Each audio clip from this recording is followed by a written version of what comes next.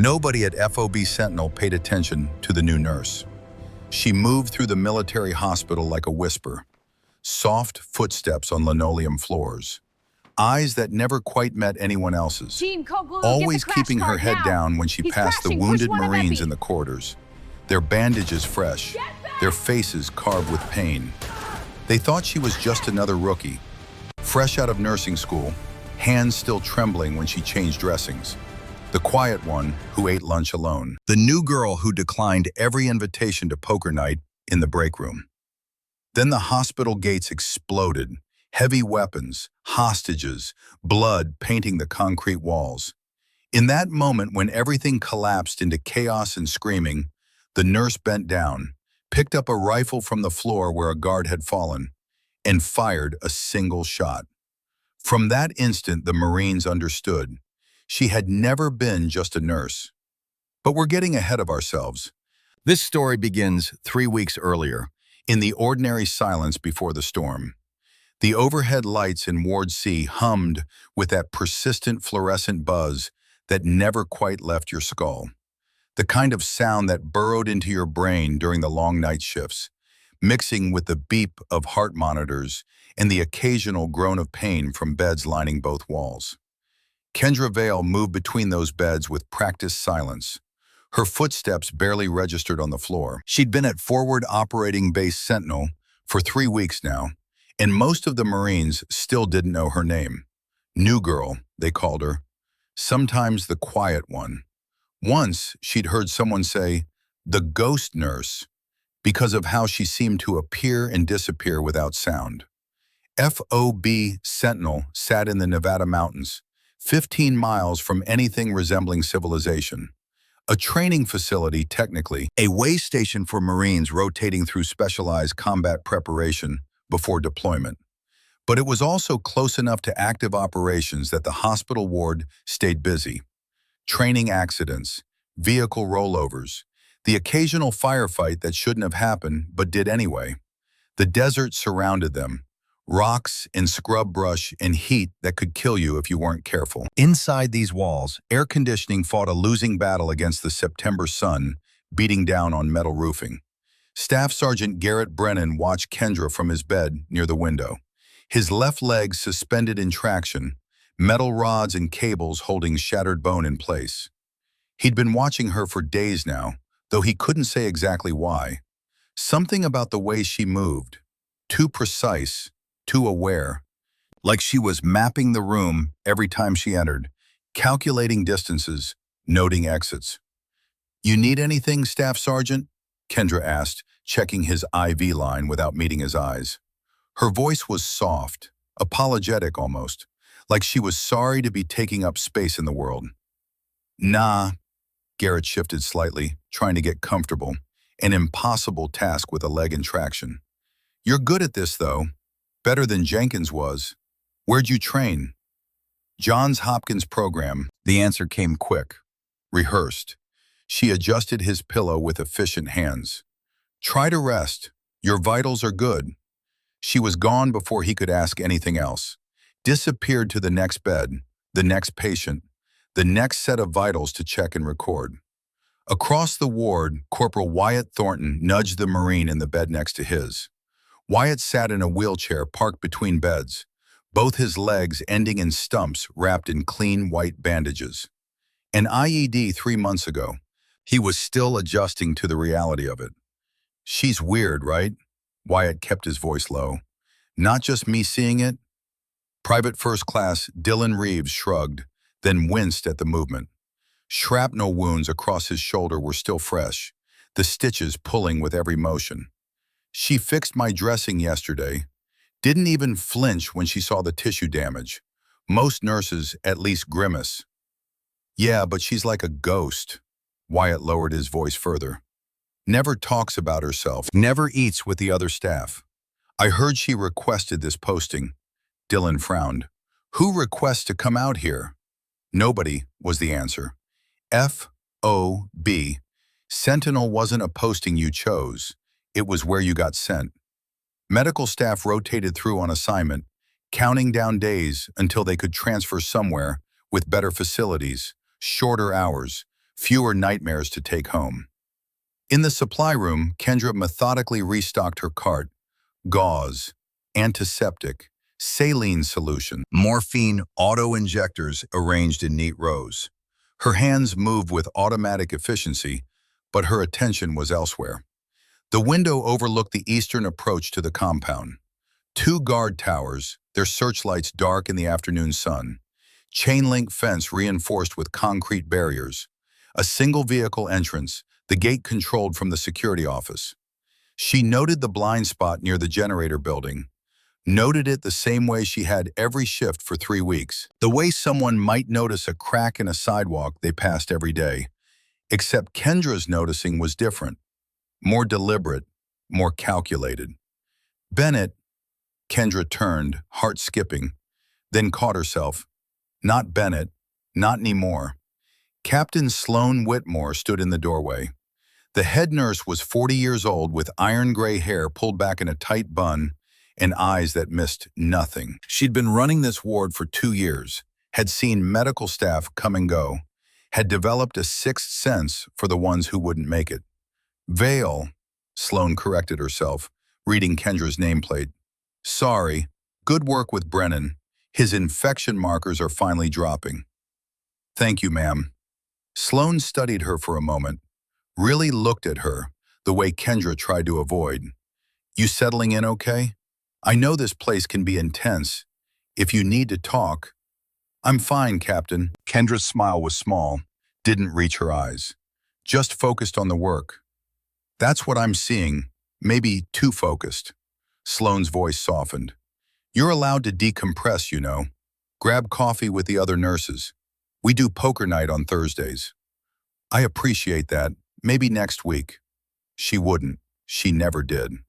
When Sloan left, Kendra returned to the ward. It was 1400 hours. Through the west-facing windows, she could see the perimeter fence and the access road beyond. 300 meters of open ground. Then the rocky hillside began, elevation rising in natural tiers. Good sight lines, elevated positions everywhere. She caught herself calculating angles and forced her attention back to the patient chart in her hands. Private First Class Reeves was due for wound cleaning. She gathered her supplies and approached his bed, pulling the privacy curtain with one hand. The fabric caught on the rail, a sound like metal scraping metal. Kendra's head snapped toward the window. Her whole body went rigid for half a second, hands freezing on the curtain. Dylan noticed. You okay? Fine. Kendra's voice was steady again. Professional. Thought I heard something. She refocused on his shoulder wound, removing the old dressing with careful movements. The tissue was healing well, no signs of infection. Her fingers worked with a kind of precision that came from muscle memory. The same muscle memory that knew exactly how to field strip an M4 rifle in 40 seconds, how to calculate windage at 800 meters, how to control breathing between heartbeats. This is going to sting, she warned, applying fresh antiseptic. Dylan hissed through his teeth, but stayed still. You're good at this, like really good. Where'd you work before here?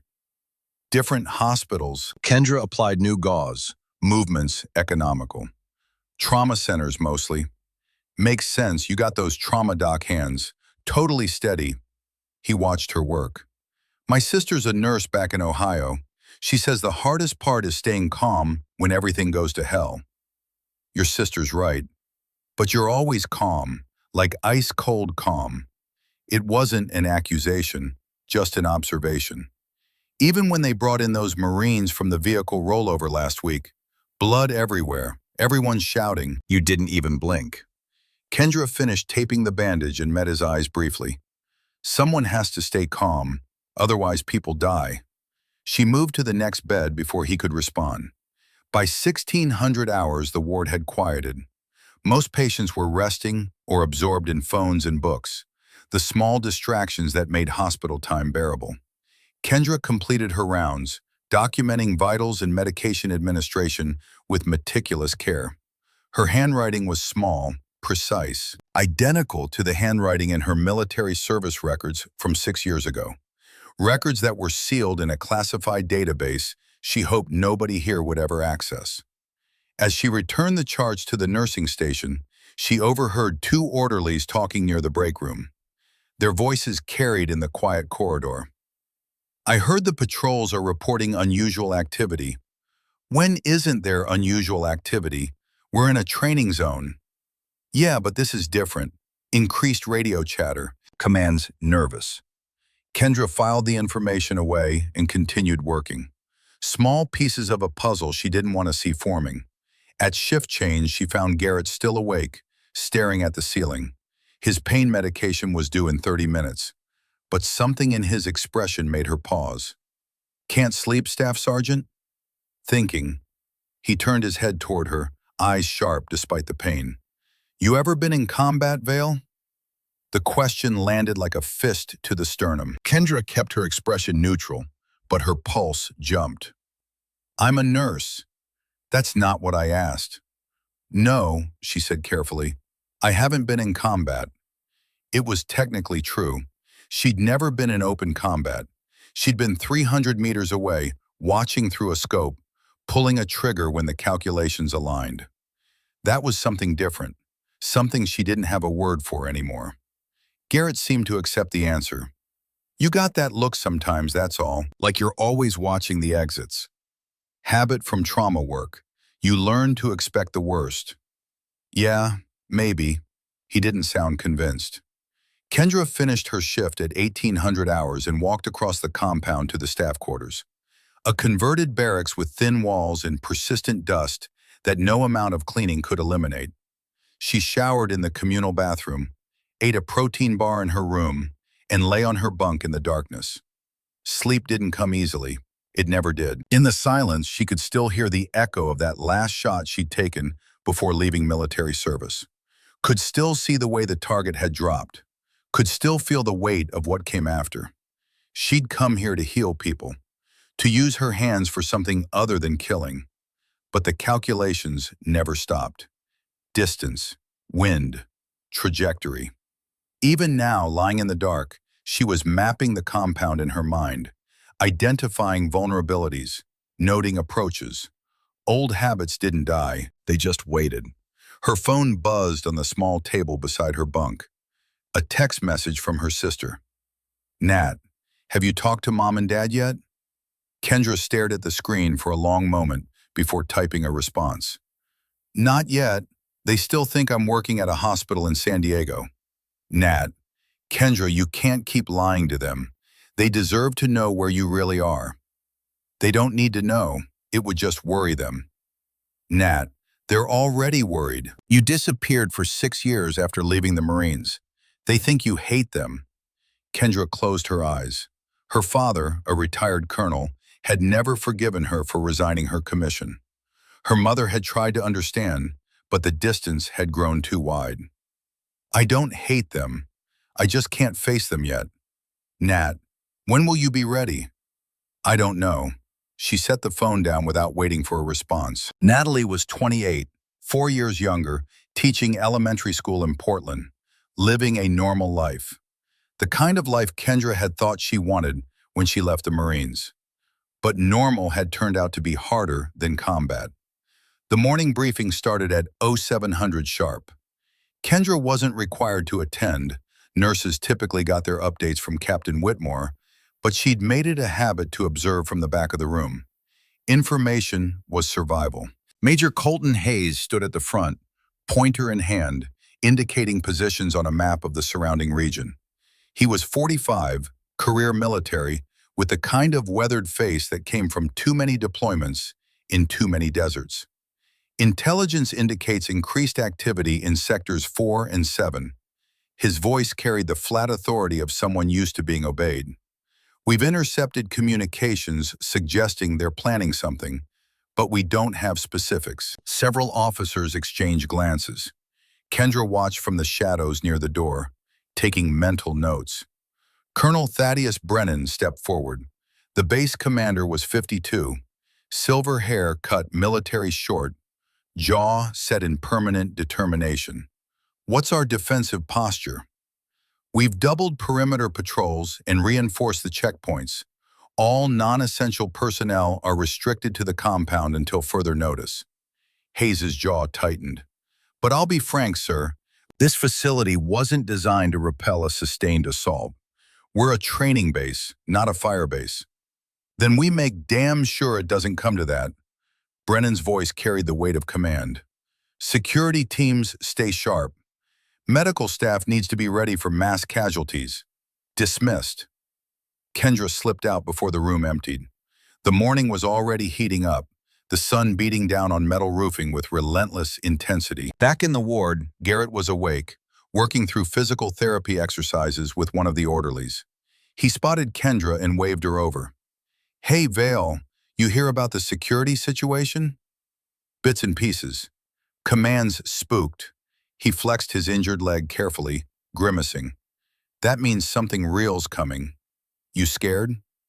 Kendra checked his chart, avoiding the question. Your range of motion is improving. Keep up the exercises. That's not an answer. I'm focused on my job, Staff Sergeant. You should focus on healing. But as she moved through her morning rounds, Kendra couldn't ignore the tension that had settled over the compound like a heavy blanket. The Marines sensed it too. Conversations were quieter. Jokes fell flat. Everyone was waiting. At 1100 hours, the power flickered. It lasted only a second, barely long enough to notice. But Kendra's head snapped up immediately, her whole body going still. The emergency generators kicked in smoothly, maintaining life support systems and essential equipment. The lights stabilized. Heart monitors continued their steady beeping. Probably just grid instability, one of the other nurses said, but her voice wavered with uncertainty. Kendra walked to the nearest window and scanned the perimeter. Everything looked normal. Guards in the towers, routine patrol patterns, nothing obviously wrong. But something felt wrong. She couldn't articulate what it was. Just a sensation crawling up her spine. The same sensation she used to get moments before an enemy combatant appeared in her scope. Wyatt rolled his wheelchair up beside her. You feel it too, huh? Feel what? That thing where your gut tells you shit's about to get real. He'd been a squad leader before the RPG took his legs. He knew the signs. It's too quiet. Even the birds stopped singing. Kendra listened. He was right. The usual background noise, insects, birds, distant vehicle sounds, had faded to nothing. Stay close to your bed, she said quietly, and keep your boots on. Wyatt's eyes widened slightly. You know something? No, but if something happens, mobility matters. She turned to face him. Make sure the other patients hear that. Casual. Don't start a panic. He nodded slowly. You're not what you seem, are you, Vale? I'm a nurse doing her job. Right. Wyatt wheeled away, but Kendra caught him whispering to Dylan a moment later. Within minutes, several of the more alert patients were sitting up, lacing their boots, looking more ready. At 12:30, the power flickered again, this time for 3 full seconds. Captain Whitmore frowned at the overhead lights. That's twice now. I'm calling engineering. Kendra barely heard her. She was counting in her head. 2 disruptions, 90 minutes apart. That wasn't random grid instability. That was someone testing the system, figuring out response times, identifying backup power sources. She moved to the supply room and quietly began reorganizing equipment. Trauma supplies toward the front, stretchers accessible, extra tourniquets in reach. Dylan found her there. Vale, what are you doing? Prepping for mass casualties, just being proactive. Because of the power thing? Because we're in a combat zone and anything can happen. She met his eyes. Help me move these oxygen tanks. We need them closer to triage. They worked in silence for several minutes. Dylan was smart enough not to ask more questions, but his movements had become urgent, matching her energy. At 1400 hours, the radio in the security office crackled with a distress call from one of the outer patrol units. The message was brief and broken. Contact, multiple hostiles, need backup, then static. Kendra heard it through the open door as she passed. She watched the security team scramble, grabbing rifles and gear. Major Hayes was shouting orders, coordinating response units. She kept walking, but her mind was racing. The pieces were coming together. Power disruptions to test defenses and confuse sensors. Probing attacks on outer patrols to draw resources away from the main compound. Classic diversionary tactics before a primary assault. She found Captain Whitmore in the administrative office. "Ma'am, request permission to begin emergency triage setup." Sloan looked up from her paperwork, confusion crossing her face. "We haven't received any mass casualty alerts. The patrol unit that called for backup, if they're engaging multiple hostiles, will have wounded coming in fast. Better to be ready." The captain studied her for a long moment. "You're very calm about this." "Someone has to be." "Fair enough. Do it. Take whoever you need." Kendra gathered 2 orderlies and began converting the physical therapy room into an overflow triage area. They moved tables, set up IV poles, organized supplies with military efficiency. The orderlies followed her instructions without question. She gave orders like someone who expected to be obeyed. At 14:45, the convoy returned. 4 casualties, 2 critical. Blood and chaos flooded into the emergency bay. Kendra was there immediately, hands moving with absolute certainty. Pressure on the femoral bleed. Saline bag, now. Get his airways secured. "I need plasma," she called out, not looking up from the Marine on her table. Someone thrust it into her hand. She worked with the focused intensity of a surgeon, stabilizing the patient until the doctor arrived to take over. When it was done, she stepped back, hands red to the wrists, and allowed herself one deep breath. Garrett had witnessed the entire thing from his wheelchair in the hallway. When Kendra walked past him to scrub down, he grabbed her wrist. "That wasn't rookie nursing," he said quietly. "That was combat medicine. Who are you?" Kendra gently pulled free. "I'm the person who just saved that Marine's life. That's all that matters." But she could feel his eyes on her as she walked away. The questions were starting. The careful cover she'd maintained was beginning to crack. At 1600 hours, the power went out completely. This time, it didn't come back on. And in the sudden darkness, Kendra heard the first explosion.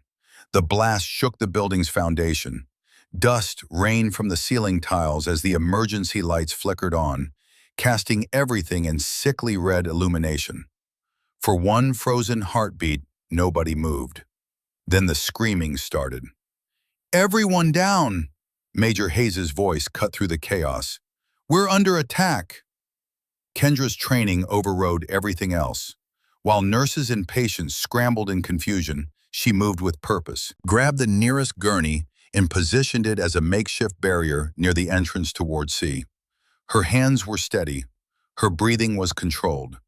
This was the moment she'd been unconsciously preparing for since she arrived. "Vale, what are you doing?" Captain Whitmore appeared at her elbow, face pale with shock. "Creating cover for the patients. We need to move the most vulnerable to interior rooms, away from windows." Kendra's voice was calm, almost detached. "The explosion came from the main gate. They'll push through there first." "How do you—" Another explosion.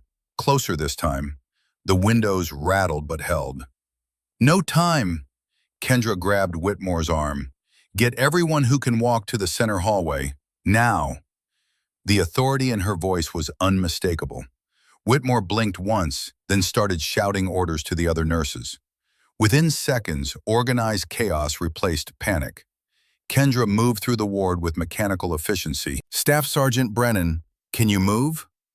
Garrett was already transferring from his bed to a wheelchair, jaw set with determination. "Yeah, what's happening?" "Armed assault, multiple hostiles."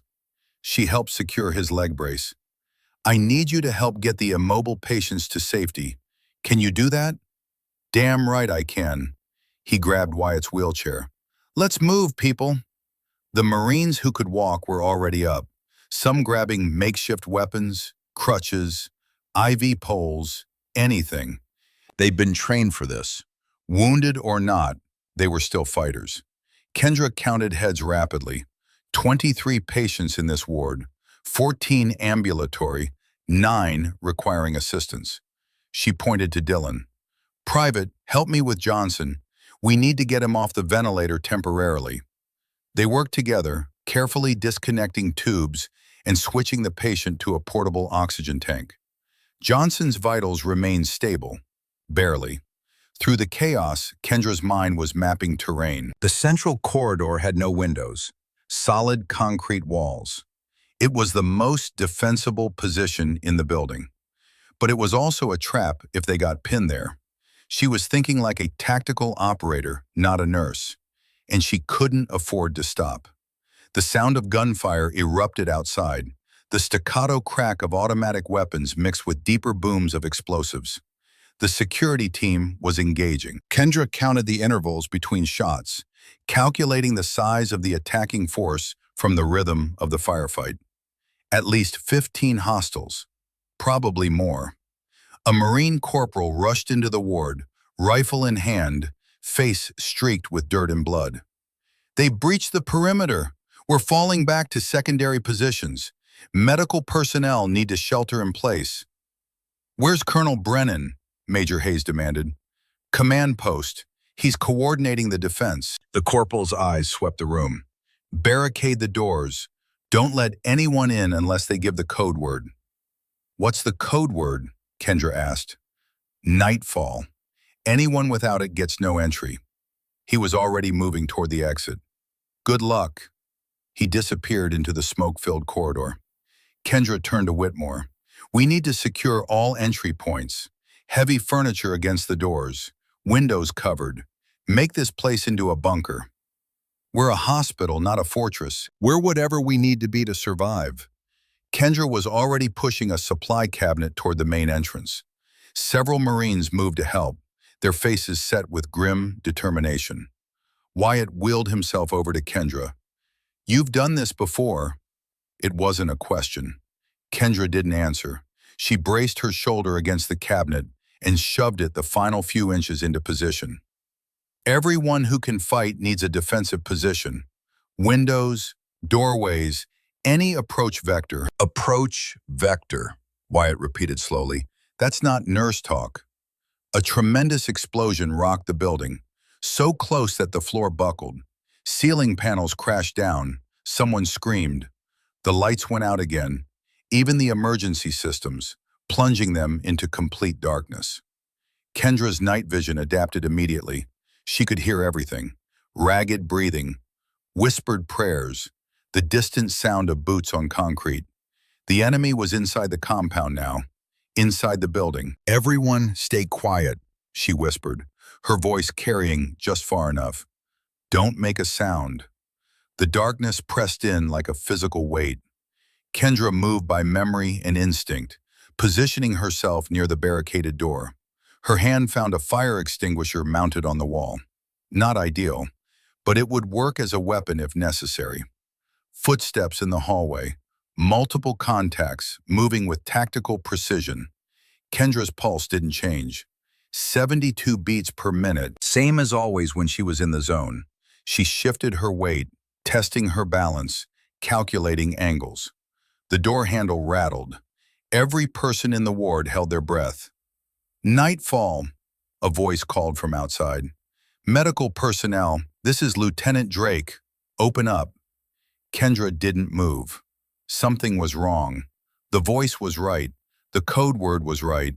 But the rhythm of speech was off. The pacing was wrong. "Open the door," the voice called again, more insistent. "That's an order." Kendra caught Garrett's eye through the darkness. She shook her head fractionally. He understood. Then the bullets came. The door exploded inward, wood splintering around the lock. The barricade held for 3 seconds before being forced back. 4 men in tactical gear burst through, rifles raised. They weren't American soldiers. Everything happened in slow motion and all at once. The lead hostile swept his rifle across the room, finger on the trigger.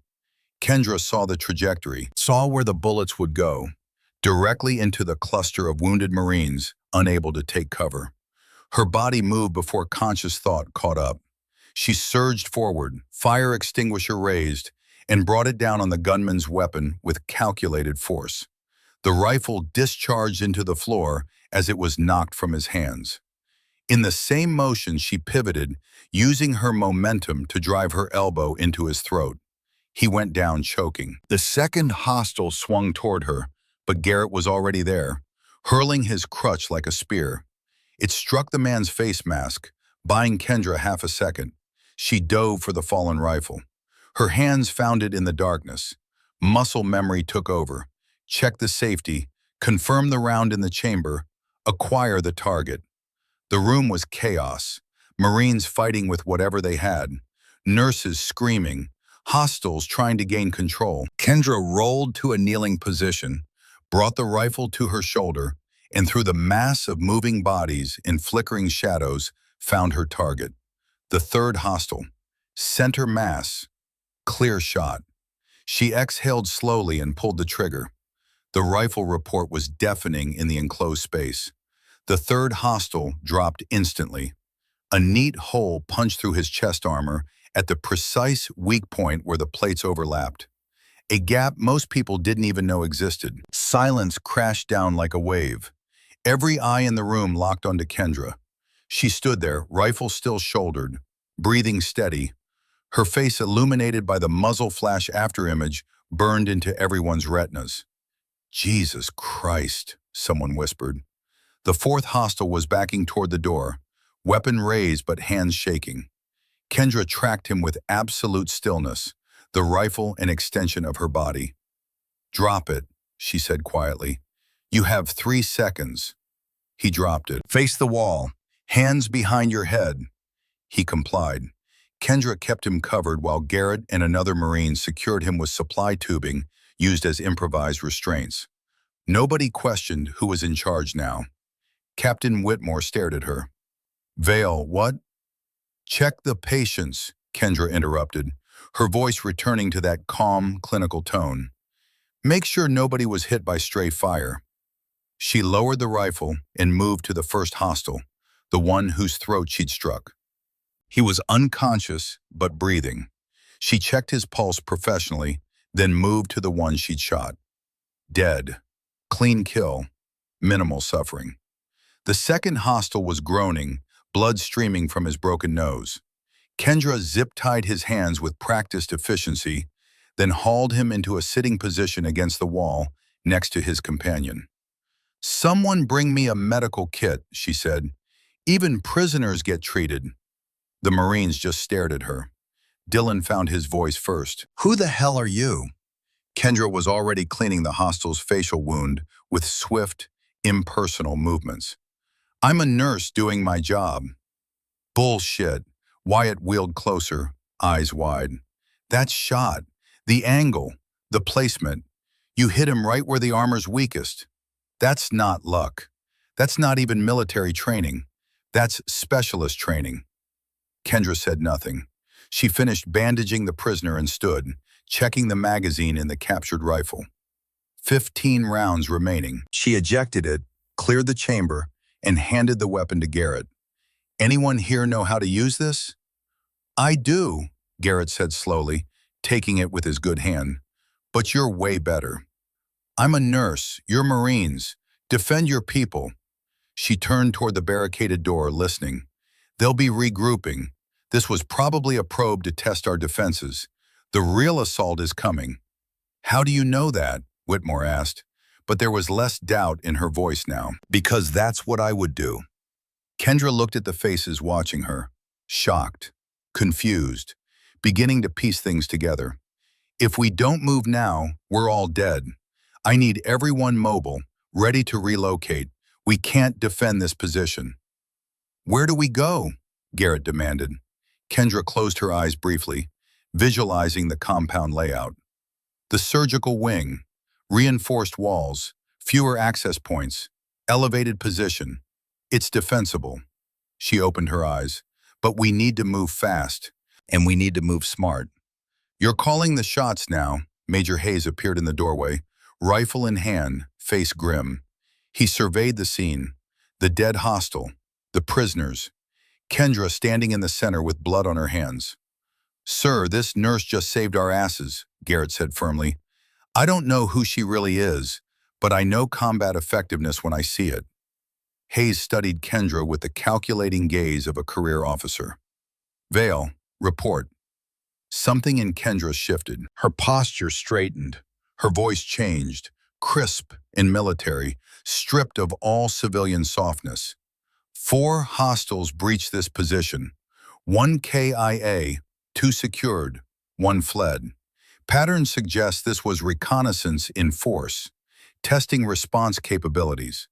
Primary assault will target command and control facilities first, then systematically clear remaining resistance. Current position is untenable. Recommend immediate tactical withdrawal to more defensible location." Hayes's eyebrows rose. "And you know this, how?" Kendra met his eyes. "Sir, with respect, explanations can wait until we're not about to die." A burst of gunfire erupted somewhere in the building, followed by shouting and another explosion.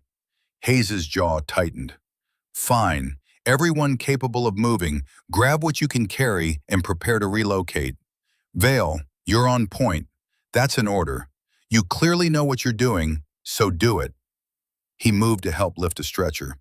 "We move in 2 minutes." Kendra nodded once and turned to organize the evacuation. She designated carriers for the immobile patients, assigned security positions to armed Marines, planned the route with tactical precision. As they worked, Dylan limped over to her. "Vale, hey." She glanced at him while checking weapons. "What?" "That shot you made. My dad was a Marine instructor. He used to talk about the advanced marksmanship schools, the specialized programs." Dylan's voice dropped lower. He said the truly scary shooters were the ones who could thread a needle through chaos, who saw patterns instead of panic. "Your point? You didn't aim, you just knew where to shoot." His eyes searched her face. "You were one of them, weren't you? A sniper." Kendra strapped on a tactical vest she'd taken from one of the hostels. It fit like she'd worn one 1,000 times before. "I'm whatever I need to be to keep you alive, Private. Now grab that medical bag and stay close." She moved away before he could respond. But she felt his gaze following her, felt all their gazes. The secret she'd buried for 6 years was clawing its way to the surface with every decision, every movement, every impossible shot. Major Hayes called out, 30 seconds, check your buddy, secure your gear." Kendra did a final head count. 23 patients, 8 nurses, 12 security personnel. Not enough. Not nearly enough if the hostiles had numbers on their side. But she'd worked with worse odds before.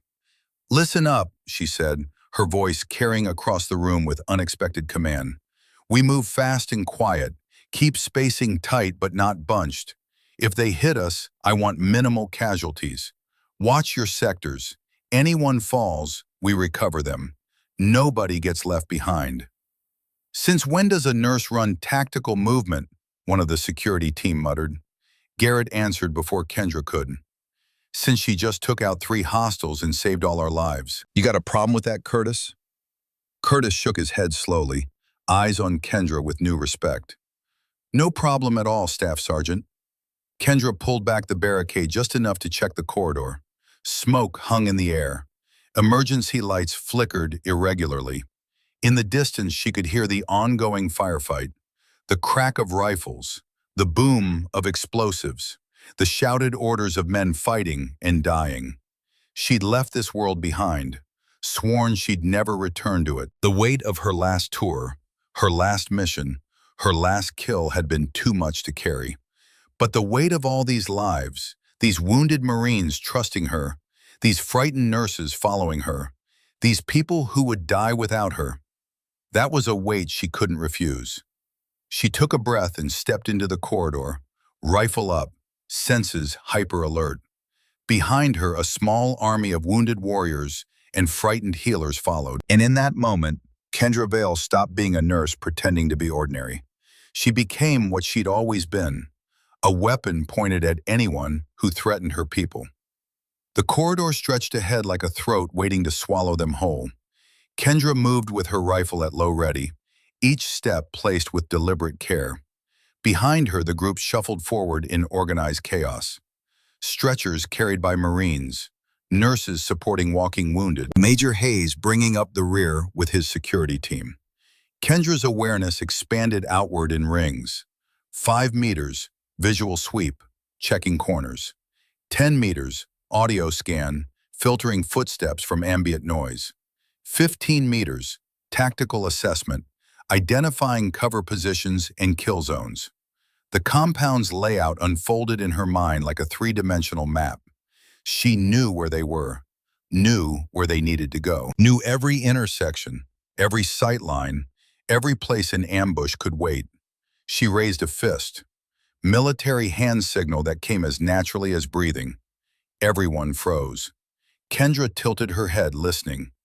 There, 2 floors up, the scrape of boots on concrete. She counted the rhythm.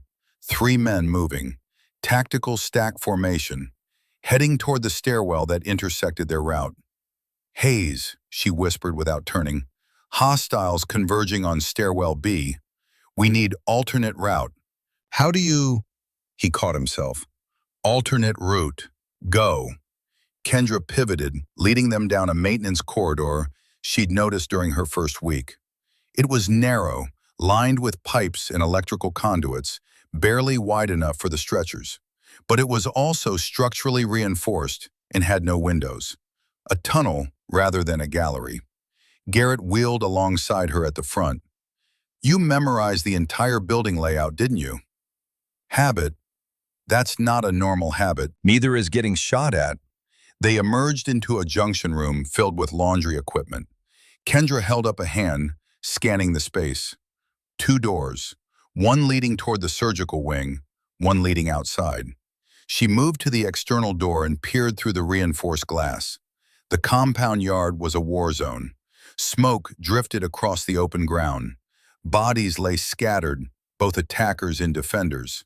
Fires burned in 2 buildings. And approaching from the east, moving with military precision, were at least 20 more hostiles. They've got numbers, she muttered. They've got coordination. She watched their movement patterns, reading the tactical formation like a language. Professional, not insurgents. This is a trained unit. What? Hayes appeared at her shoulder, following her gaze. His face went pale. Jesus Christ. Those are mercenaries, Kendra finished. Probably former military. They're executing a proper assault plan. She pointed. Fire team providing suppression. Breaching team on the move. Support element waiting for the opening. You're reading all that from here? Kendra turned away from the window. We need to move, now. They'll have that door breached in 3 minutes. She led them toward the surgical wing at a faster pace. Patients grimaced in pain but didn't complain. They'd all seen the enemy forces. They understood the stakes. Halfway there, Kendra spotted movement ahead. A figure rounding the corner. She had her rifle up in an instant, sight picture perfect, finger on the trigger. Nightfall, the figure shouted, hands raised. Lieutenant Drake, don't shoot. Kendra lowered the weapon. Drake stumbled toward them, his face blackened with soot, uniform torn. Lieutenant, status. Drake's hands were shaking. They hit us everywhere at once. Coordinated strikes on communications, power, perimeter defenses. We've got maybe 20 effective fighters left. The rest are dead, wounded, or cut off. His eyes found Hayes. Sir, Colonel Brennan is pinned down in the command post. He's calling for everyone to fall back to the surgical wing for a last stand. Then that's where we go. Hayes squeezed Drake's shoulder. Get yourself together, son. We need every rifle. They reached the surgical wing 5 minutes later. The heavy security doors were already barricaded from the inside. Kendra had to give the code word 3 times before they'd open. The scene inside was controlled chaos. Wounded Marines lined the walls. Medical staff worked frantically to stabilize critical patients. Colonel Brennan stood at a makeshift command center, coordinating with the remaining security forces via handheld radio. He looked up as they entered, his eyes sweeping the group. then locking onto Kendra. She still carried a rifle like she was born with it. "Who's in charge of this group?" "I am, sir," Hayes reported, "but we had assistance." Brennan's gaze settled on Kendra. "You're the new nurse, Vale." "Yes, sir." "Hayes says you can fight." "If necessary, sir." "It's necessary." Brennan gestured to the radio. "We're cut off. Air support is 30 minutes out, assuming they can get clearance to engage in this area. Reinforcements are even further. We're on our own." He studied her with the intensity of a man making a life or death calculation. "Can you shoot?" Kendra felt every eye in the room on her, felt the weight of the question and everything it implied. If she said yes, she'd have to explain why, have to explain the 6 years she'd spent running from her past, have to face all of it. But outside these walls, armed men were coming to kill everyone she'd sworn to protect. "Yes, sir," she said quietly. "I can shoot." "Then grab a rifle and get to the second floor. We need eyes on the eastern approach." He turned back to his radio before she could respond. Kendra handed her current weapon to Garrett and moved toward the weapons locker. A staff sergeant was distributing ammunition. When he saw her, he hesitated. "Colonel says you can fight." The skepticism was obvious. "That's what he says. You know how to handle a rifle?" Kendra picked up an M4 carbine, checked the chamber, verified the optics, testing the trigger pull, made 3 micro adjustments to the stock and sling, all in under 15 seconds. The staff sergeant's eyebrows rose. "Okay then, what else you need?" "Sidearm, extra magazines, tactical vest if you have my size." She paused. "And if there's a marksman rifle in there, M110 or similar, I'll take that instead." "We've got one M110, but it's for designated marksmen only." Kendra met his eyes. "I know." Something in her voice made him step aside. He pulled out a case and opened it, revealing a pristine M110 semi-automatic sniper system. Kendra's hands trembled slightly as she lifted it. The first time her hands had shaken all day. She'd sworn she'd never touch one of these again. Dylan had followed her. He watched her inspect the weapon with the kind of reverence usually reserved for religious artifacts.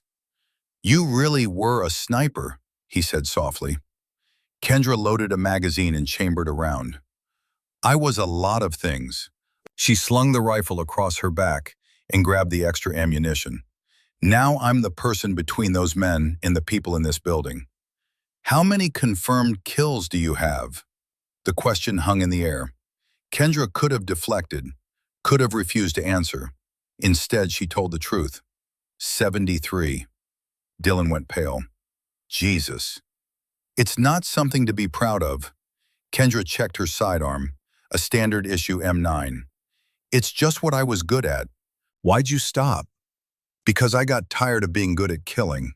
She started toward the stairs. "Now I'm trying to be good at saving. Not sure which one's harder." She climbed to the second floor, finding a position near a reinforced window with clear sight lines to the eastern approach. The window was already sandbagged. Someone had prepared this position earlier. Kendra set up the rifle, adjusted the bipod, checked the scope 0, calculated for wind and distance. Muscle memory flowed like water. 3 years of training, 2 years of active deployment, 5,000 rounds on the range, and 73 lives taken from hundreds of meters away. Her hands were steady now. This was familiar ground. A Marine corporal was already at the next window, watching through binoculars.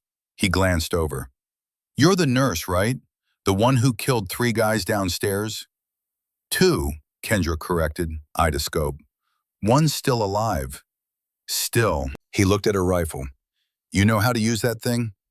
Kendra found a target in her scope. A hostile moving across the compound, 800 meters out. She watched him, calculating. Wind from the west at 8 knots. Temperature 76 degrees. Barometric pressure standard. The distance was nothing. The shot was clean. She adjusted her breathing and squeezed. The rifle bucked gently against her shoulder. 800 meters away, The hostile dropped. The corporal's binoculars swung to follow. Holy shit! Did you just— They're moving to flank the southern position, Kendra reported calmly, already scanning for the next target. 3 fire teams, staggered approach. Someone needs to warn the defenders. The corporal grabbed his radio, stammering out the warning. Colonel Brennan's voice crackled back, demanding details. Who spotted them? The corporal looked at Kendra. Vale, 2nd floor, eastern window. A pause. Copy that. Vale, this is Brennan. Give me a count. Kendra swept her scope across the battlefield. 27 hostiles visible. Estimate another 15 to 20 hidden or in reserve. They're setting up a mortar position behind the motor pool. Recommend immediate countermeasures. Another pause. Understood. Good eyes, Vale. Keep feeding me intel. Roger that, sir. The corporal stared at her. You're not just a sniper. You're like an elite-level sniper. Kendra found another target. Exhaled. Filled. I'm whatever we need to survive. The battle developed like a deadly chess match. Kendra called out positions, patterns, tactical movements while systematically eliminating high-value targets. Spotters, communications personnel, anyone coordinating the assault. Her shots were precise and economical. No wasted ammunition, no missed shots. After her 8th kill, the corporal asked, "Where'd you learn to shoot like that?" Kendra adjusted her scope, tracking a target behind partial cover. Long time ago. Was it Army? Marines? Marines. The word came out before she could stop it. She squeezed the trigger. 9. The corporal's head snapped toward her. You're a Marine? Was. Different lifetime. Kendra ejected the spent magazine and loaded a fresh one. Focus on your sector, Corporal. We've got more incoming. But he wasn't letting it go. How long ago? 6 years since I mustered out. What was your MOS? Kendra's finger paused on the trigger. Military occupational specialty. The question that would expose everything. She could lie, should lie, but the charade was already over. And maybe some small part of her was tired of hiding. Scout Sniper, 0317. The corporal's eyes went wide. You went through Scout Sniper school? Graduated top of my class. Kendra acquired her target and fired.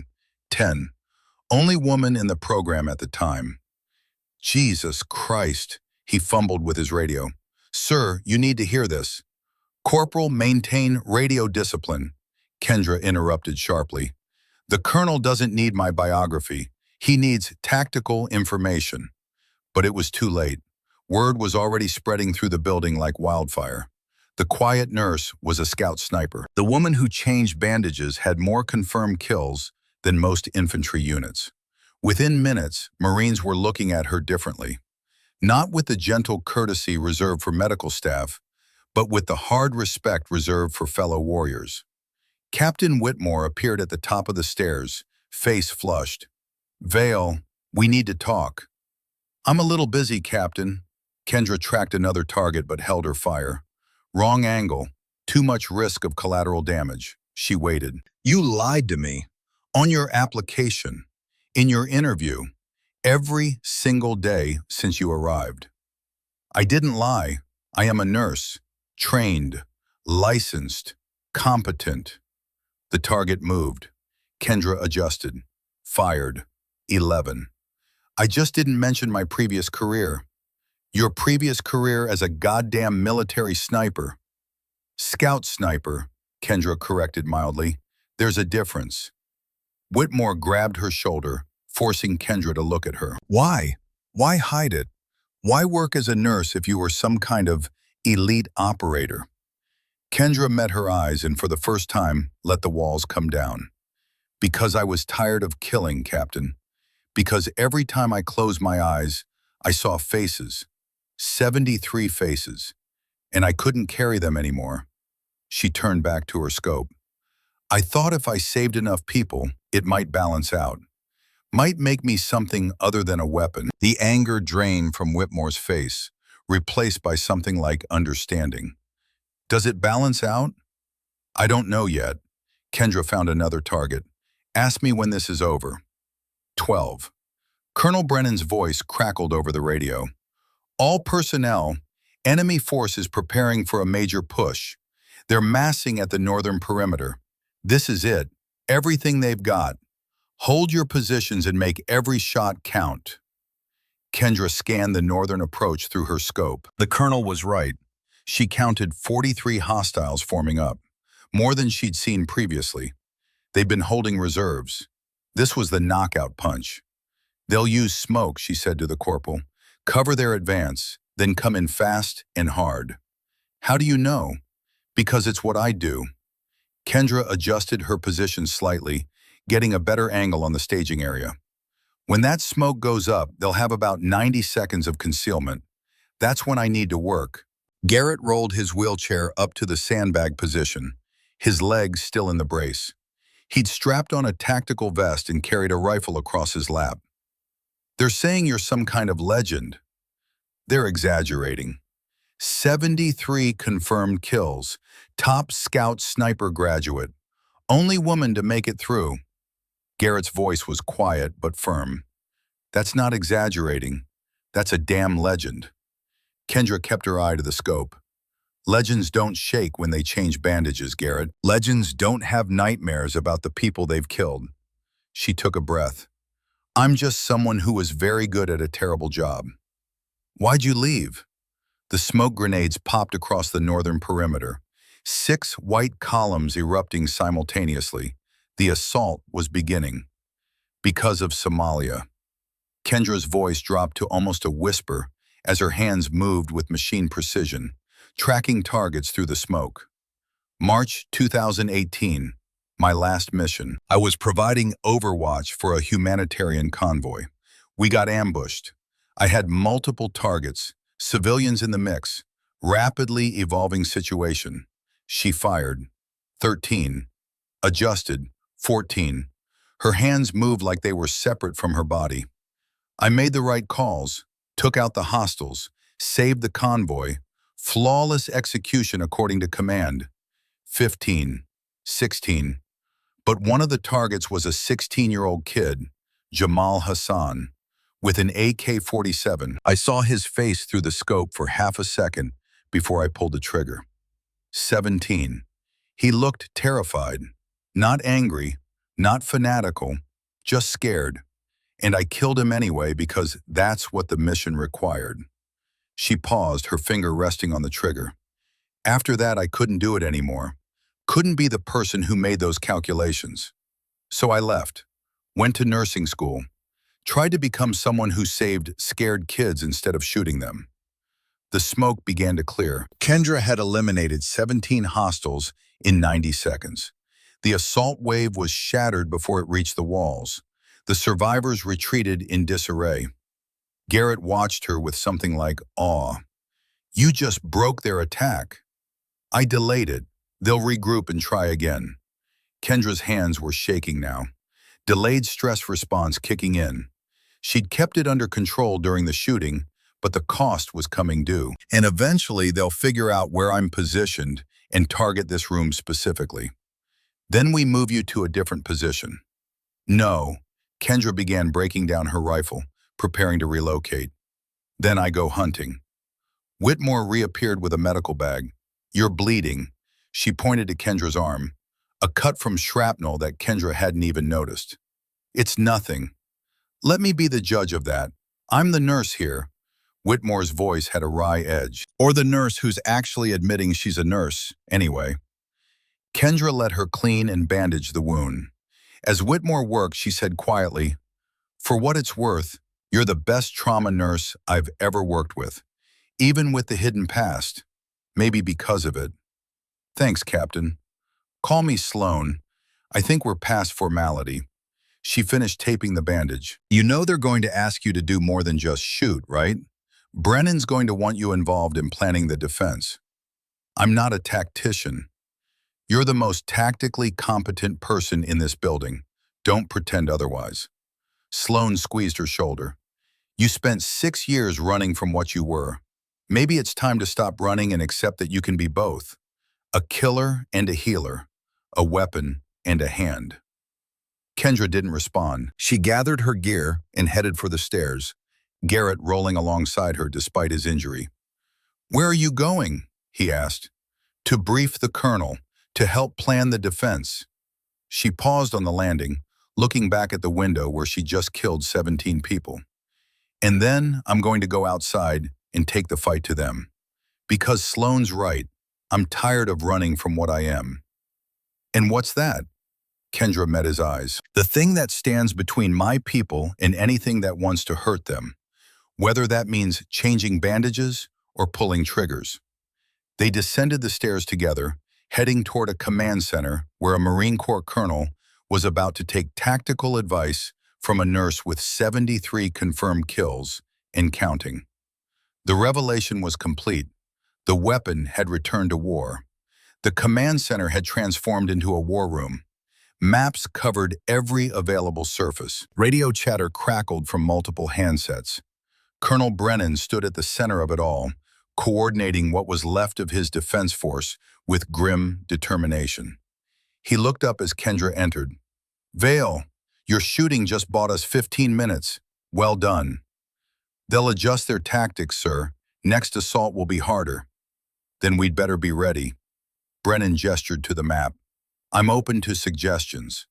Every head in the room turned toward Kendra. The weight of their attention was suffocating. She'd spent 6 years avoiding exactly this, being the person in charge, making the calls that determined who lived and died. But they were waiting, and people were dying. Kendra stepped forward and studied the map. "Current defensive posture is purely reactive. We're waiting for them to hit us, then responding. That's a losing strategy against superior numbers." "We don't have the manpower for offensive operations," Hayes said. "We're down to maybe 30 effective fighters, many of them wounded." "Then we don't need offensive operations. We need to make them think we have them." Kendra pointed to the map. "They're staging here, here, and here. 3 separate rally points. That means they're divided, expecting us to stay buttoned up." "Where are you going with this?" Brennan asked. "We hit their staging areas, quick strikes, disrupt their organization, make them uncertain."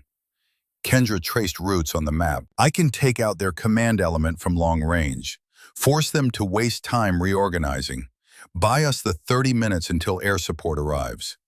"You want to go outside the wire? Alone?" Hayes looked incredulous. "That's suicide." "No, it's calculated risk." Kendra met his eyes. "I've operated in hostile territory before. I know how to move unseen, how to find positions, how to disappear, and more importantly, I can take shots they won't expect from angles they haven't covered. You'll be surrounded by hostiles with no support. I'll have support."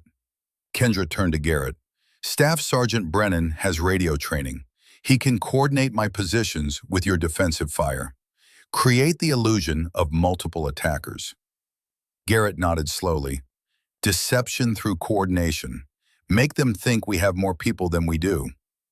"Exactly." Kendra turned back to Brennan. "Sir, they're expecting a fortress defense. Let's give them a nightmare instead." Brennan studied her for a long moment. "You're really a scout sniper." "Was, sir, but the training doesn't expire." "Neither does the crazy, apparently." He looked at the map again, then at his watch. "Air support is 28 minutes out. You think you can stay alive that long?" "I've survived worse odds." "That's not an answer." "It's the only answer I have, sir." Brennan exhaled slowly. "Do it. But Vale, you get in trouble out there, we can't help you. You'll be on your own." "Understood." Kendra gathered her gear: rifle, ammunition, tactical vest, sidearm. She moved with the mechanical efficiency of someone who'd done this 100 times before. Sloane appeared with additional supplies. "Extra medical kit, tourniquets, quick clot, because you're still a nurse and nurses plan for worst-case scenarios." "Thanks." Kendra strapped on the kit, trying not to think about having to use it on herself. Dylan limped over, his face pale but determined. "Let me come with you. You need a spotter." "You can barely walk, Private." "I can see fine, and I'm a decent shot." His jaw set stubbornly. Marines don't leave Marines to fight alone. Kendra started to argue, then stopped. He was right. She did need a spotter. And more than that, she understood the need to contribute, to fight, even when your body was broken. Stay close, follow my lead. If I say run, you run. She looked at him seriously. You understand? This isn't bravery we're doing, it's necessity. I understand. They moved to the emergency exit on the ground floor, a reinforced door facing the eastern perimeter. Kendra cracked it open and scanned the area. Smoke still hung in the air from the earlier fighting. Bodies littered the compound. The enemy had pulled back to regroup, leaving a temporary lull. Time to move, she whispered. They slipped through the door and into hell. The compound had transformed into a moonscape of destruction. Craters pocked the ground, buildings smoldered. The air smelled of cordite and burning rubber. Kendra moved through it like a ghost, using every piece of cover, every shadow, every distraction. Dylan followed with surprising grace despite his injuries. The kid had good instincts. They reached the motor pool in 4 minutes, a collection of damaged vehicles that provided excellent concealment. Kendra selected a position on top of a burned-out truck, giving her elevation and multiple angles of fire. Set up here, she whispered. Radio Garrett, tell him we're in position Alpha. Dylan keyed his handheld radio, voice barely audible. Command, this is Reaper 2. Position Alpha established. Copy Reaper 2, Garrett's voice came back. Standing by. Kendra settled into her rifle, scanning through the scope. The enemy staging area was 600 meters north. She could see hostiles moving around, organizing equipment, treating their wounded. They thought they were safe. Though the hospital staff was pinned down and helpless, time to correct that assumption. She found the command element, 3 men standing around a map directing others. Leaders, high-value targets. She ranged them. 632 meters. Wind negligible. Clear shot. Dylan, count of 3. I fire, then you call it in. Roger. Kendra controlled her breathing, found the perfect stillness between heartbeats. 3. The rifle barked. The first commander dropped. Before his companions could react, Kendra had already shifted to the second target. Fired. He went down. The third man dove for cover. Smart. But Kendra had anticipated it. She tracked his movement and put a round through his shoulder as he scrambled behind a barrier. Reaper 2 to command, Dylan called. 3 targets down at northern staging area. Enemy is scattered. Brennan's voice came back. Copy. Defensive teams prepare to engage on my mark. The hostiles at the staging area were panicking now, unsure where the shots came from. Some fired wildly toward the hospital. Others looked for the sniper in completely wrong directions. Kendra was already moving, Dylan right behind her. They relocated to a new position, a partially collapsed building offering different angles. Position Bravo, Dylan reported. Kendra found the western staging area through her scope. She took out their communications operator first, then their heavy weapons specialist. 2 shots, 2 kills. The enemy formations began fragmenting, falling back to defensive positions. They weren't attacking anymore. They were reacting. Kendra and Dylan moved again and again. Each position gave her new angles, new targets, new opportunities to sow chaos. The hostiles were firing at ghosts now, wasting ammunition on empty windows and abandoned vehicles. Garrett coordinated perfectly from inside, timing defensive fire to make it seem like attacks were coming from multiple directions. The enemy was surrounded by phantoms. Kendra checked her watch. 15 minutes had passed, 13 minutes until air support.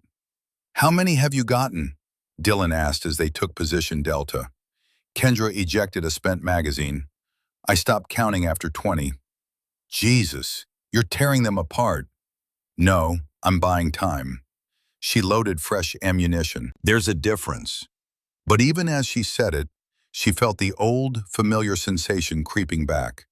The cold focus, the mathematical certainty, the reduction of human beings into targets and trajectories.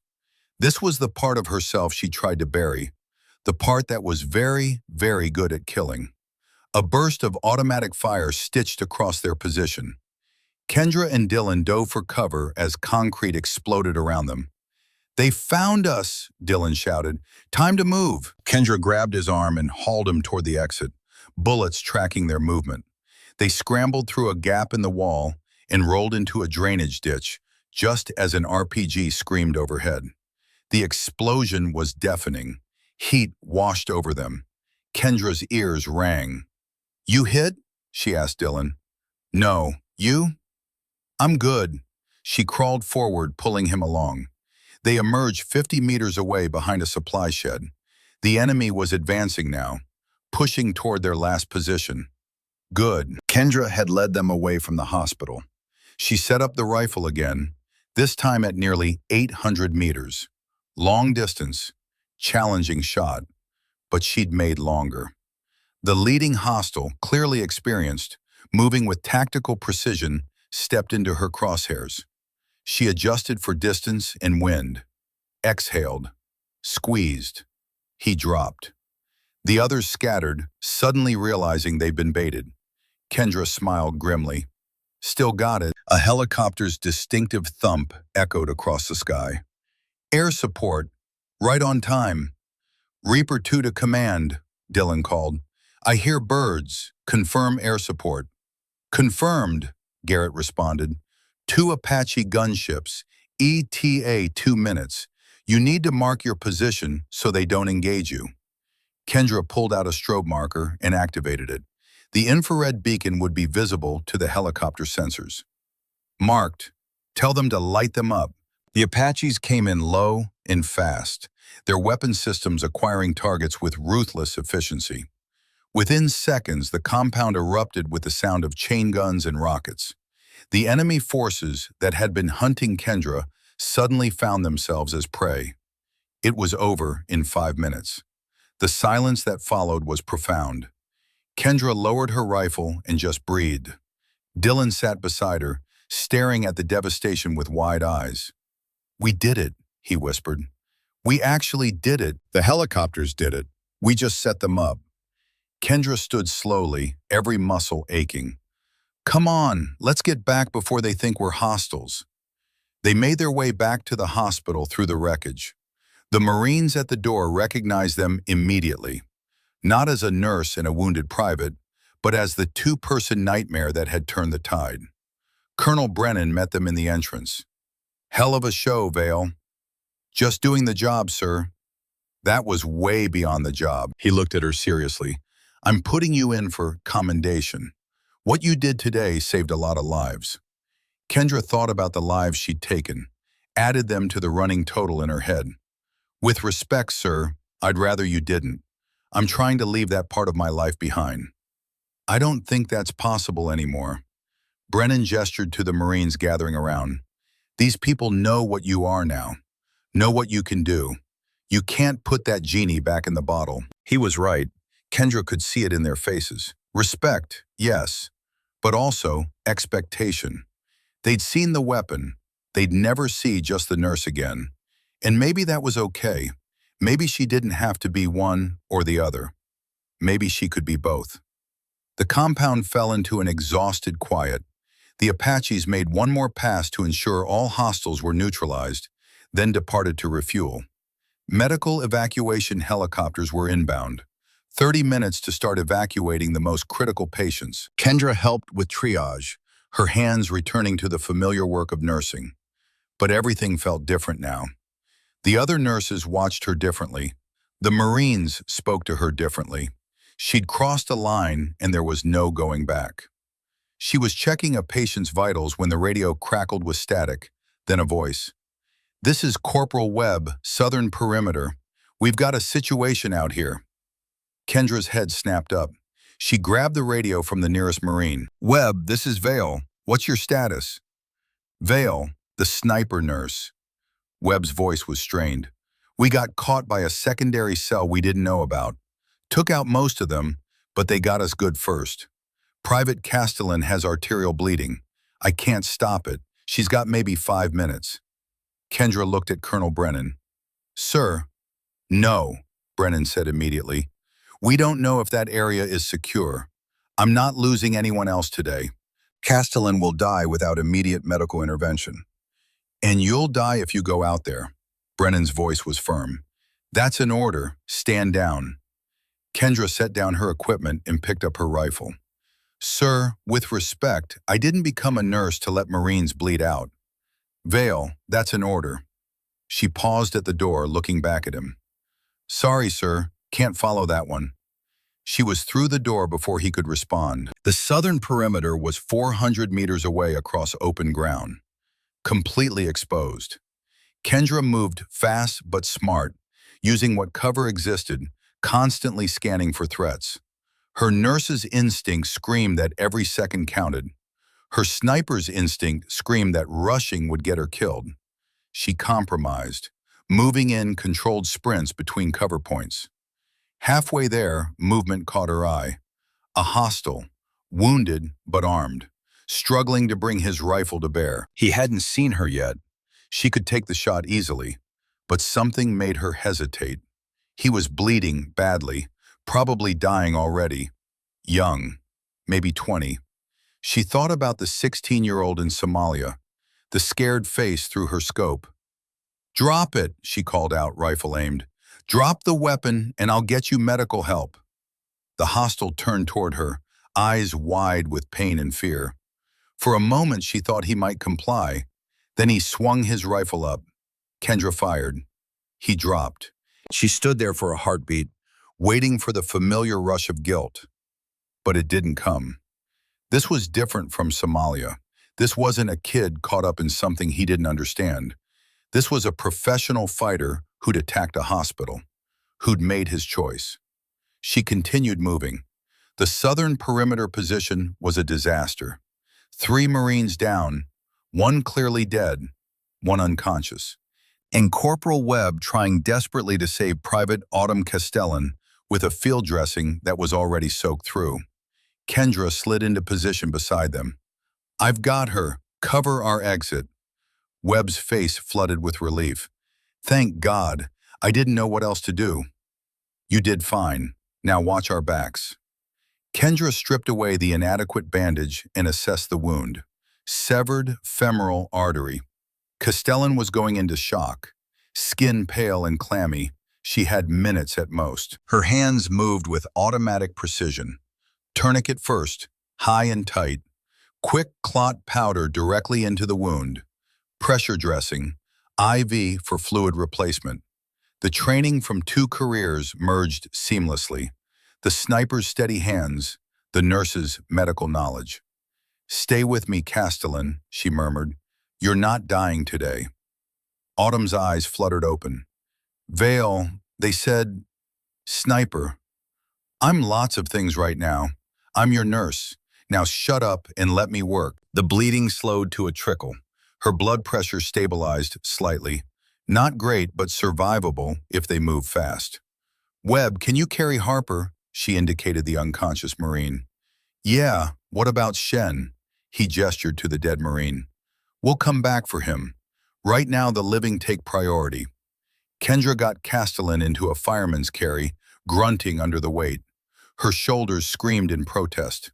Let's go. They started back toward the hospital, moving as fast as they could with their burdens. Kendra's legs burned. Her wounded arm leaked blood through the bandage, but she kept moving. They were 50 meters from safety when Kendra heard it, the distinctive sound of a heavy machine gun being racked. Down! She screamed. They hit the ground as bullets tore through the air where they'd been standing. The weapon was positioned in the wreckage of a guard tower, a position Kendra had cleared earlier, or thought she had. We're pinned, Webb shouted, trying to shield Harper with his own body.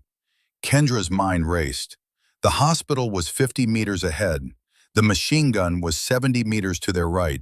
They were caught in the open with wounded and no cover. The tactical solution was clear.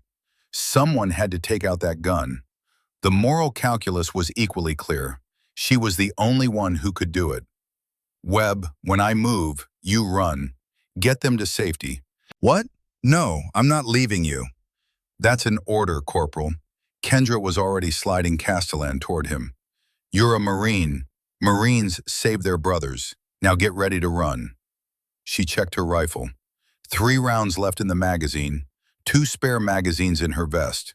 Probably enough. Hopefully enough. The machine gun opened up again, bracketing their position. Kendra used the noise to mask her movement, rolling to the left toward a shallow crater. The gunner tracked toward her, rounds chewing up the ground. She made it to cover and came up firing. 2 quick shots, both missing. The angle was wrong, and the gunner was partially protected. But it drew his attention away from Webb and the wounded. "Go!" she screamed. Webb hesitated for only a second, then grabbed both wounded Marines and started dragging them toward the hospital. He was strong, but slow with the weight. The gunner swung back toward them. Kendra broke cover and ran perpendicular, drawing fire. Bullets cracked past her head. She dove behind a wrecked vehicle, her heart hammering.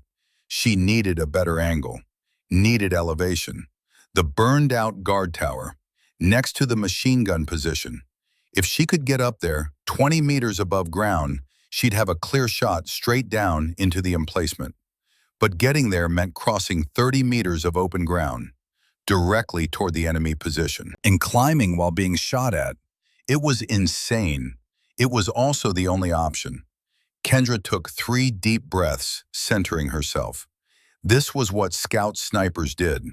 The impossible shots, the insane angles, the calculations that required absolute faith in your training.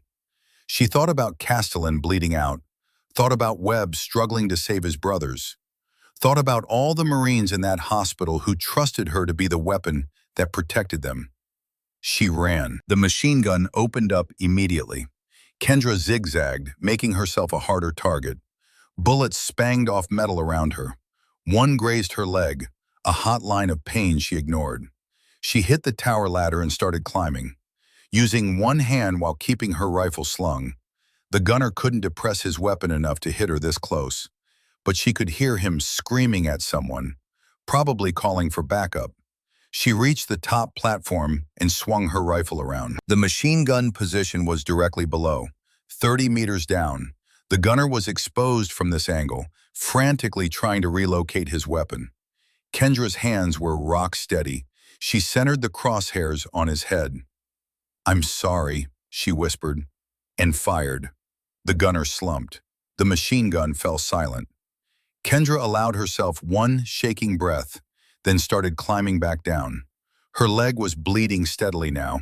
Her vision was starting to blur at the edges, shock setting in. She made it to the ground and stumbled toward the hospital.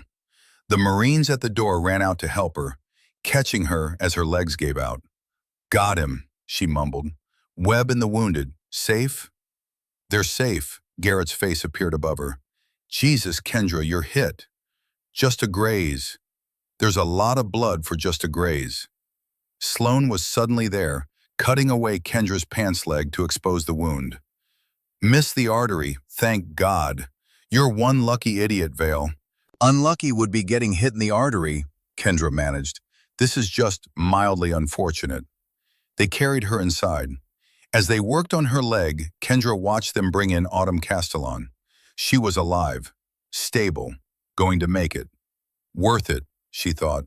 Whatever it cost, it was worth it. Colonel Brennan appeared, his face a mix of anger and respect. "You disobeyed a direct order." "Yes, sir." "You could have died out there." "But I didn't, sir." "You saved 3 lives, one who definitely would have died without you." He shook his head slowly. "I should have you court-martialed, but I'm pretty sure every Marine in this building would riot if I tried." "I'm not a Marine anymore, sir. Can't court-martial a civilian." "Technically true." He looked down at her. "But you're wrong about one thing. You'll always be a Marine. The uniform doesn't make you one. The sacrifice does." Kendra didn't have a response to that. She closed her eyes, letting the exhaustion wash over her. She'd survived. They'd survived. And maybe, just maybe, she'd figured out how to be both things at once. The killer and the healer. The weapon and the hand. The medical evacuation helicopters arrived 20 minutes later, their rotors beating the air like artificial thunder. Kendra watched from a stretcher as they loaded the most critical patients first. Autumn Castellan, her color better now after proper transfusions. Harper, still unconscious but stable. A dozen others whose names she'd learned while changing their bandages and checking their vitals over the past 3 weeks. Her leg wound had been properly cleaned and sutured. The medics wanted to put her on the first flight out, but she refused. There were people worse off who needed those seats more. Stubborn doesn't even begin to describe you, Sloane said, sitting beside her stretcher. The head nurse looked like she'd aged a decade in one day. I mean that as a compliment. Thanks. I'm putting you in for a civilian Medal of Valor. Brennan agreed immediately. Sloane's voice softened. What you did today, both of you, the sniper and the nurse, that was heroism by any definition. Kendra watched another stretcher being loaded into a helicopter. I'm not a hero. I'm just someone who did what needed doing. That's what all heroes say. The compound was slowly coming back to life. Engineers were assessing structural damage. Security teams were establishing a proper perimeter. Reinforcements had arrived from a nearby base, securing the area properly for the first time in hours. And everywhere, Marines were telling stories about the quiet nurse who turned out to be a one-woman army. Dylan limped over, his arm in a fresh sling. Hey, they're saying you took out at least 30 hostiles today, maybe more. I wasn't exactly keeping count. Still, he sat down carefully, you saved my life. You saved a lot of lives. That's the job. No, that's way beyond the job. Dylan studied her face. You going to stay? Keep being a nurse here? Kendra looked around the compound, at the burn marks, the bullet holes, the blood stains that maintenance crews were already working to clean. I don't know. Maybe this place needs someone who can do both jobs, heal and protect. Or maybe you need a place where you can do both, Sloane offered quietly, where you don't have to choose between being a nurse and being a warrior. Before Kendra could respond, Garrett wheeled up with Wyatt alongside him. They're saying you might leave, Garrett said without preamble. Can't let that happen. Staff Sergeant. No, hear me out. Garrett leaned forward. I've been in the Corps for 12 years. I've served with hundreds of Marines, and I've never seen anyone as capable as you. Not just the shooting, the leadership, the tactical thinking, the absolute refusal to abandon your people. That's rare. That matters. He's right, Wyatt added. We need people like you, people who can bridge the gap between combat and care. Kendra felt the weight of their expectations settling on her shoulders, the same weight she'd been running from for 6 years. But somehow it felt different now, less like a burden, more like purpose. I'll think about it, she said finally. Think fast, Garrett grinned. We've got a betting pool going on whether you stay. I've got $50 saying you do. Despite everything, Kendra laughed. You're betting on my life decisions? Hey, you made us a lot of money today. Least you can do is help me recoup some losses. His expression turned serious. But really, we'd be honored to have you stay, however you want to serve. The helicopters lifted off, carrying the wounded toward proper medical facilities. Kendra watched them go, thinking about the 2 careers she'd tried so hard to keep separate. The 6 years she'd spent believing she had to choose. Maybe she'd been wrong. Maybe the best version of herself wasn't nurse or sniper, but something that integrated both. A guardian who could heal the hurt and stop the harm in equal measure. Colonel Brennan approached, his uniform still dusty from the battle. Vale, how's the leg? I'll live, sir. Good, because I've got a proposition for you. He pulled over a crate and sat down. The Corps is developing a new program, trauma specialists with tactical training, embedded with forward units, providing medical care, but also capable of combat operations when necessary. They need people to help design the program, people with unique qualifications. Kendra's eyebrows rose. You want me to help train combat medics?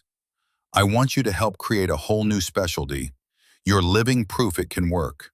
Someone who can operate at the highest level in both combat and care. He met her eyes. You'd have to re-enlist, but you'd be doing something no one else has done, building something that could save thousands of lives. Sir, I left the Corps because you couldn't reconcile the killer with the healer. I get it. Brennan's voice was gentle. But today you prove they're not opposites. They're two sides of the same thing. Protection. And maybe it's time to stop running from what you are and start helping others become it too. Kendra sat with that for a long moment. Around her, Marines were rebuilding, repairing, preparing for whatever came next. They'd survive because people refused to give up, refused to stop fighting for each other. She'd spent 6 years trying to atone for the lives she'd taken. Maybe the real atonement was using every skill she had, all of them, to protect life. I'd need to finish my commitment here first, she said slowly, and I'd need guarantees about the program's mission. I won't train people to be killers, only guardians. Brennan smiled. Deal. You stay here for 6 months. Help us rebuild the medical program and train the staff in tactical awareness. Then we'll bring you to Quantico and let you build something new. He extended his hand. Kendra looked at it, thinking about all the hands she'd held, wounded Marines trusting her to save them, dying enemies she'd watched through a scope, patients she'd comforted through the night. She'd spent 6 years trying to be just one thing. Maybe it was time to embrace being complicated. She shook his hand. Okay, sir, let's build something good. Outstanding. Brennan stood and gestured around the compound. In the meantime, you're now the senior tactical medical advisor for this facility, effective immediately. Sir, I'm not even military anymore. Then consider this a civilian contract position. Same authority, different paperwork. He grinned. And yes, that's an order you can't refuse. Kendra watched him walk away, shaking her head. Behind her, she heard Garrett and Wyatt high-fiving. Apparently, Garrett had won his bet. Sloan helped her stand, supporting her weight as they walked toward the rebuilt medical ward. You know this means you'll be insufferable. Nurse with tactical authority. The orderlies are going to hate you. Good thing I'm used to being unpopular. After today, you're going to be a legend, whether you want to be or not. They entered the ward. Kendra felt the familiar peace of her healing space settle over her. The beds were mostly empty now, patients evacuated to better facilities, but they'd be full again soon. This was a forward operating base. There would always be wounded, and now there would be someone who could guard them as fiercely as she healed them. 3 months later, the medical facility had been rebuilt, stronger than before, reinforced walls, improved security protocols, and a new training program that Sloan called unnecessarily paranoid and Colonel Brennan called exactly what we need. Kendra stood in front of 20 combat medics, all of them watching her with the kind of attention usually reserved for visiting generals. Behind her, a whiteboard covered with tactical diagrams competed for space with anatomical charts. The average combat medic focuses on stabilization, she said, pointing to a diagram. You learn to stop bleeding, manage airways, treat shock. But in a forward operating environment, you need additional skills. You need to be able to operate under fire, need to understand tactical movement, defensive positions, threat assessment. She clicked to the next slide, a photo from the attack 3 months ago. When this facility was attacked, we had excellent medics, but they weren't prepared to function as both healers and defenders. Today, you will be. Kendra's eyes swept the group. You will learn to read terrain like a sniper, move like infantry, and save lives like surgeons. Because in forward positions, you're not just medics. You're the last line of defense for the wounded who can't defend themselves. A hand went up. Ma'am, some people are saying this program is teaching us to be killers first, healers second. How do you respond to that? Kendra had expected this question, had been asked it a dozen times by visiting officers, by medical ethics boards, by other nurses who didn't understand. You're being taught to be guardians, she said firmly. The Hippocratic Oath says first, do no harm. But in combat, harm comes regardless of what we want. So we make a choice. Do we stand by helplessly while our patients die? Or do we develop the skills to protect them? I choose protection. She pulled up her sleeve, showing the scar from where she'd been shot during the attack. I got this saving a Marine who was bleeding out. The hostile who shot me was trying to kill my patient. I stopped him, and I do it again without hesitation, because my oath to preserve life doesn't end when violence begins. It means I fight harder. The class was silent, absorbing this. You'll never be asked to kill, Kendra continued, but you will be trained to have the option if every other choice is exhausted. Just like carrying a tourniquet doesn't make you want to see amputations, carrying tactical skills doesn't make you want to use them. It just means you're prepared. After class, Kendra's phone buzzed. A text from Natalie. Nat, Mom and Dad want to talk. They saw the news about the attack. They know where you really are now. Kendra stared at the message, her heart rate increasing. I'll call them tonight. Nat, they're proud of you. Dad said you're the Marine he always knew you were. Kendra felt something loosen in her chest. 6 years of running, 6 years of hiding. Maybe it was time to stop. That evening, she sat on her bunk and dialed her parents' number. Her father answered on the second ring. Kendra, hi, Dad. I saw the reports, what you did. His voice was gruff, but she could hear something underneath. That took guts, kiddo. I just did what needed to be done. No, you did what a Marine does. You protected your people. He paused. I'm sorry I didn't understand before.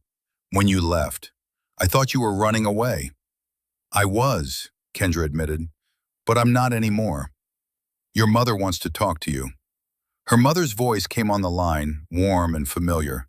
Kendra, baby, are you okay? I'm okay, Mom. I'm actually better than I've been in a long time. They talked for an hour about Somalia, about the guilt she'd carried, about finding a way to be both things at once. When she hung up, Kendra felt lighter. Not forgiven, she didn't need forgiveness, but understood. Finally understood. The next day, Colonel Brennan called her into his office. Pentagon wants to brief you on the Guardian Protocol next month. Joint Chiefs are interested. That's good, sir. It is, but there's something else. He pulled out a folder. We've been tracking the mercenaries who attacked us. Found their leader, Commander Alexei Volkov, former Spetsnaz. His wife and daughter were killed by a U.S. drone strike in Syria. Collateral damage. He was denied compensation, abandoned by both governments. Kendra felt something twist in her gut. So he became a gun for hire. Not exactly. He's been systematically targeting U.S. military installations. Not for money, for revenge. Brennan met her eyes. This wasn't random, Kendra. He chose FOB Sentinel specifically because it's a training facility. He wanted to kill the next generation of warriors. Make us feel what he felt. Kendra thought about the scared hostile she'd offered to help. The one who'd raised his rifle anyway. Where is he now? Dead. The Apache strike got him. Brennan closed the folder. But his story matters, because if we don't fix the systems that create men like Volkov, there will be more attacks, more revenge, more cycles. What do you want me to do? Be part of the solution.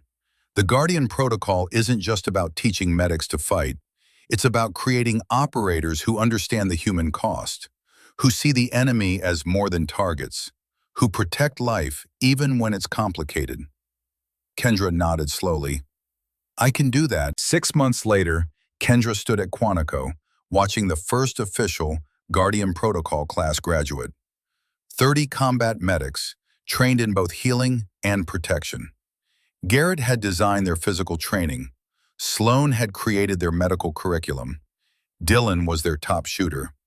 And Autumn Castellan, the Marine Kendra had saved, was their honor graduate. Ma'am, Autumn approached after the ceremony, I wanted to thank you, not just for saving my life, but for showing me what's possible. You did the work, Castellan, but you showed me the path. Autumn smiled. I spent 6 months recovering, thinking about what you said, about being a guardian, and I realized that's what I want to be. Kendra felt pride swell in her chest. Then be it. The world needs more guardians. That night, Kendra sat in her quarters at Quantico, looking at the photograph on her wall. Her scout sniper class. 23 faces, including her own. She'd been so young then, so certain that being a warrior meant only one thing. Now she knew better. She picked up a pen and began writing. Not a report, not a training document, a letter. Dear Jamal's family, my name is Lieutenant Kendra Bennett. 6 years ago, I took your son's life in Somalia. I have carried that weight every day since. I cannot ask for your forgiveness, because what I did is unforgivable. But I can tell you that Jamal's death changed me. It made me leave the military. It sent me on a path to become a healer instead of a warrior. And eventually, it led me here, to a place where I've learned that the two don't have to be separate. I'm now training a new generation of combat medics, people who will protect life in all its forms, people who will see the humanity in everyone, even the enemy, people who will carry your son's memory forward by refusing to create more Jamals. I don't expect this to bring you peace, but I wanted you to know that your son mattered, that his death meant something, that because of him, hundreds of lives will be saved. I am so sorry for what I took from you, and I will spend the rest of my life trying to honor his memory. With deepest regret and respect, Lieutenant Kendra Bennett, USMC. She sealed the letter and addressed it to the family in Somalia.